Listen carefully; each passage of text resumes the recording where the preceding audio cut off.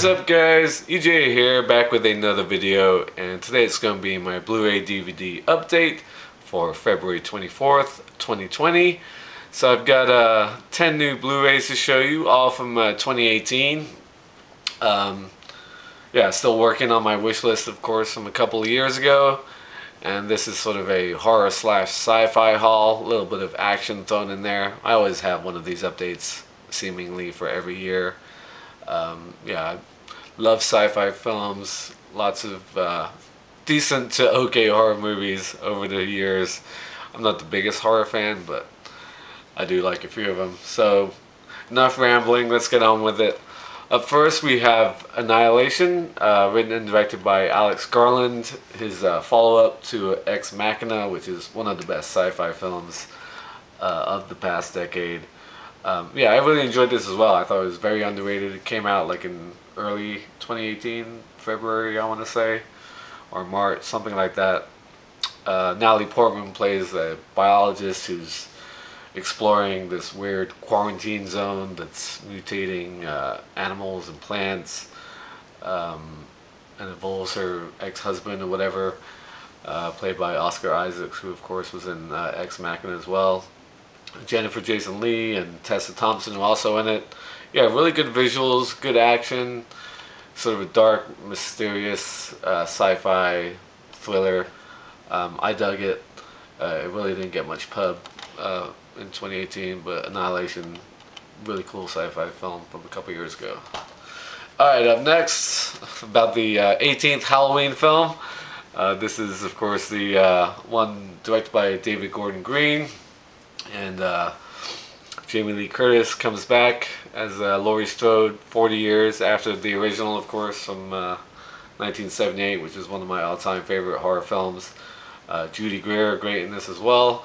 Yeah, I enjoyed this. I enjoyed it as much as I enjoyed Rob Zombie's Halloween remake, basically. And I guess they're making, I don't know, a series or a trilogy. I think the Halloween Kills, the second one, is coming out later this year that David Gordon Green is doing. So, but yeah, I dug it. I thought it was perfectly fine as Halloween movies go. Great to see Jamie Lee Curtis in one of her most iconic roles. I thought Halloween from 2018 was really good. Alright guys, moving on. We have Hellfest. Yeah, a little horror slasher about a mass killer taking out teens in a sort of horror-themed amusement park. I think it's set at Halloween. It was perfectly fine as far as slashers go. Some good kills here and there. No real great cast members to speak of, but yeah, I enjoyed it for what it was. Hellfest, little horror slasher from a couple years ago. Alright, up next, a lot of people love this film, and that is Hereditary. Written and directed by Ari Aster, starring Toni Collette and Gabriel Byrne. I gotta be honest, I did not love this film. This film sort of lost me when the, put it this way, the young girl lost her head. That was a shocking scene, and the film sort of lost me from there. But interesting, eerie, atmospheric film. I know some people who really like this film. I like his follow-up, Midsommar, from last year with Florence Pugh, a lot better than I liked Hereditary. Still a interesting film, that's for sure. Hereditary. It just, once that sort of thing happened, it felt like a lot of the recent sort of horror, spooky movies that we've had over the past couple years. I know a lot of people don't feel that same way, but I don't know. On first viewing, Hereditary didn't really connect with me, but I still dug it for the most part. Alright guys, moving on. Up next we have Maze Runner, The Death Cure, the third in the Maze Runner trilogy. Not a great trilogy, sort of a Hunger Games knockoff, if you like, young adult sci-fi adventure series. Kind of like the Divergent films, which I think I liked a little bit better than the Maze Runner as a whole. The second one I really was not too keen on in this series, but still fun movie. People like Patricia Clarkson and Aidan Gillen from Game of Thrones, good as the baddies in these films. Dylan O'Brien is the young lead, I think that's his name. Yeah, it wasn't great, not terrible, but I have the other two, so why not get the third one? The Maze Runner, Death Cure. Alright, up next, a film I really did enjoy from a couple years ago, and that is Overlord. Yeah, I love World War II history, and of course, this is about American paratroopers on the eve of D-Day behind enemy lines, encountering Nazi zombies. What's not to love? Really fun, loads of great action, scary at points. Really cool film. I loved it a lot. Um, yeah, produced by J.J. Abrams. Overlord, probably one of the most underrated action slash horror movies of 2018. So that is Overlord. Alright guys, moving on, we have Pacific Rim Uprising. I don't think we really needed a Pacific Rim sequel. The first one's a good movie, Guillermo del Toro. But this one was kind of a bombastic mess.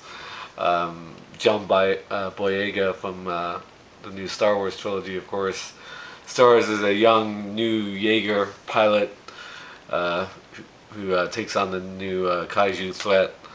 Yeah, I dig the first one a lot. I like the first Pacific Rim, but like I said, this one was kind of felt like a Michael Bay version of Pacific Rim, sort of a Transformers ripoff, if you like.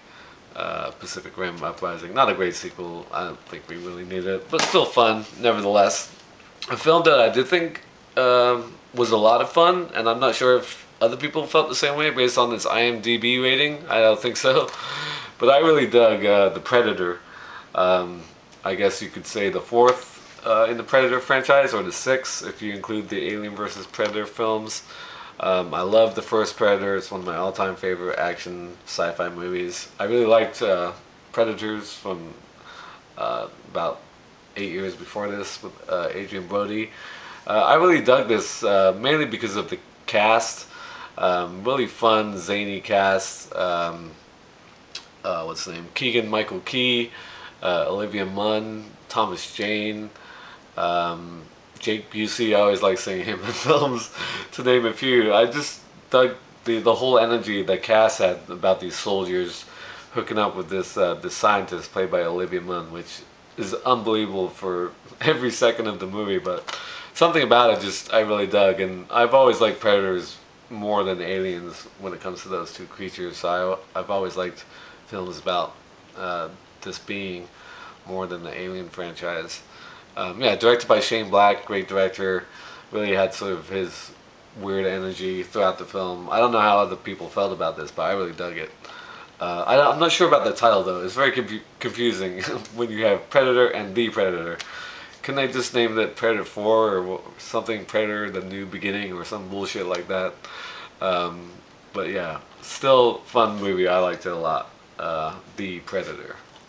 Alright guys, moving on to probably what I thought was the best horror film of 2018, and that is A Quiet Place, directed by John Krasinski, who of course stars in the film along with his wife, Emily Blunt. Yeah, great post-apocalyptic horror movie about a young family trying to survive in silence to avoid being ripped apart by these alien creatures.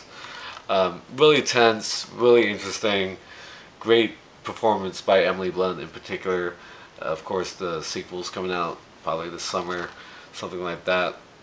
Yeah, I dug it. I thought it was really good, really well made. Yeah, A Quiet Place, probably one of my favorite horror films over the past couple years. Looking forward to the sequel. Okay, last but not least, or maybe least, if you didn't like this film, but I have an affinity for a particular reason, and that is Winchester, starring Helen Mirren. Yeah, it's about the Winchester Rifle Company, the heiress, played by Helen Mirren. She owned or built this crazy house in San Jose, California, which is where I've been living for the past 20 years. It's still a big tourist attraction in this town. I've never been to it. I've driven past it like hundreds of times over the years. So I'm familiar with the setting, and I was looking forward to watching that when this came out. And that part didn't really disappoint, but it's the usual sort of horror fare. What's his name? David Clark. Is that it? Yeah, Jason Clarke. Sorry. Um, yeah, he's investigating, doing the profile on this woman and this house or whatever, and it's haunted by the people who've been killed by the Winchester rifle over the years. There's one scene in particular where they show like a shooting in a bank, I think, that was really sort of felt very real as compared to what's happening today as far as mass shootings go, which is kind of unsettling when I watched this film. But like I said, Helen Mirren, always good, classic, great actress. The film overall was not great, but like I said, the setting and just seeing this place that I'm familiar with on the big screen was cool to see. Winchester, not a great, memorable film, but I dug it for those reasons, basically. So there you have it, 10 Blu-rays, all from 2018. Good mix of horror, sci-fi. Let me know what you thought about these movies. Thank you for watching as always, and until next time, I'll see ya. Bond. James Bond.